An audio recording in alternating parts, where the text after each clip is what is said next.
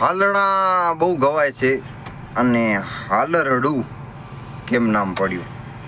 તો કવિઓના મત પ્રમાણે કે બાળક રડતો હોય એને સાનો રાખવા માટે ઘણા પ્રયત્નો કરે અને છતાં પણ બાળક સાનું ન રહેતું હોય ત્યારે માં પછી થાકી જાય ને પછી કહે કે તું રડે છે તો હાલ હું રડું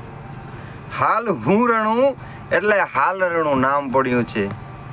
કે હાલડા છે ને કે હાલરડે આંખ ગેરાણી વાલી લાગી કાંગની વાણી.